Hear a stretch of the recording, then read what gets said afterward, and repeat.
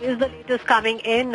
Countries including Japan, including Indonesia, including Philippines have also been issued a tsunami warning following an earthquake of 7.9 magnitude on the Richter scale. At least that is the preliminary magnitude of the earthquake that has struck off the coast of Philippines. These are reports coming in from the U.S. Geological Survey.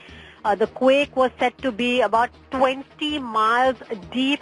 It was centered off the east coast, about 60 kilometers in the Samar province and 60 kilometers off the town of Juayuan. But the extent of damage after this earthquake is not yet known. All we know at this point of time is that a strong tsunami has struck near Philippines and tremors have been felt elsewhere as well. Let me just quickly reiterate the statement that has been given by the Pacific Tsunami Warning Center. It has said, and I quote here, an earthquake of this size has the potential to disrupt tsunami that can strike at coastlines near the epicenter within minutes and more distant coastlines within hours. This happens, Charles, there's always a lot of information that's going to come in, and it's important that we understand what these different terms actually mean. A tsunami warning is a warning that a tsunami may have been generated and could affect the areas listed under the warning. So far, those areas include the areas of the Philippines, parts of Indonesia, and we do not know at this time if a tsunami was generated. It is important that people understand. Then there's also a tsunami watch. This is where the earthquake actually happened, and Brandon is helping me here. Can we go all the way, zoom out in so we can see where Japan is, for example? There's a tsunami watch that was issued, and it's still valid for the coast of Japan. A tsunami advisory, actually, is what they refer to it, along the coast of Japan. That remains in place. There is no tsunami warning for Japan. There's an advisory issued by the Japan Meteorological Agency, and an advisory means that if a tsunami was generated, in this case from this earthquake, thousands of kilometers away here in the Philippines, they would expect the wave to be less than half a meter along the coast of Japan. So every country, every area will have a different type of advisory depending on what they can expect. Now, for the Philippines, there's still a tsunami warning.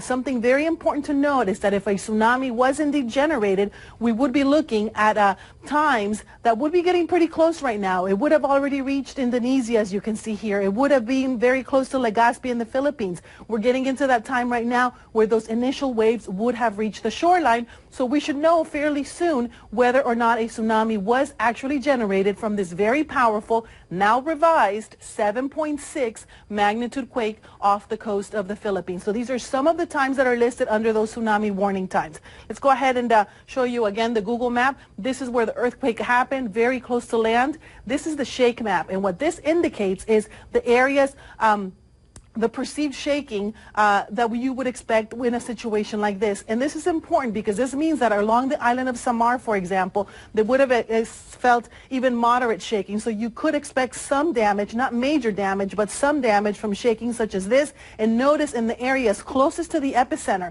these small islands right over here along the southern portion of the eastern Philippines, we have right over here, that would have been strong shaking in those areas. I believe we have someone from the Pacific Tsunami Warning Center to speak to us right now. Victor Sardinia, can you hear me? Yeah, I can hear you. Okay, thank you for joining us. Can you tell us a little bit more about this earthquake and about the tsunami warnings that have been issued for the Philippines? Well, actually, originally we have put other areas under the warning, but now we cancel even the watch that we have put in place for Hawaii also. And we only kept 3 countries under the warning. That's Indonesia, the Philippines, and Palau. Those are the only 3 areas and countries that actually are under the warning right now. Okay, so to recap, Indonesia, the Philippines, and Palau are the only areas that are now under the tsunami warning. Do you have any information as to whether or not a tsunami was actually generated by this earthquake? No, we don't have any actual sea level information as we speak. We are still monitoring some of the gauges that we have access to in that area, but we don't have any actual measurements yet. I want to point out, it's it's a rather powerful quake, but it's not to the size, let's say, of previous quakes like the Japan earthquake or nothing like that. This is more, in case it produces tsunami, it's going to be more like restricted to that regional area. It's not something that could actually potentially propagate all across the ocean. It's not going to be of that magnitude, even if an actual tsunami was generated. I want to clarify that so that people don't worry too much unnecessarily. But it's important for the people, especially closest to the epicenter, to pay close attention, of course, as to what happened. Do you know if there's a tsunami advisory still in place for Japan? Most probably, that depends on what the procedures are for their own area of responsibility. In this case, Japan and adjacent areas. I believe that they must have an advisory in place for Japan. Mm-hmm. An advisory is a low level of let's say, like advisory. Is the word says it is not like an immediate threat. It's like just keep watching the bulletins that we issue, and let's see, we're monitoring the situation. That's basically what advisory means, but it doesn't mean that necessarily there is an immediate threat to Japan. Right. Due to this earthquake and potentially generated tsunami.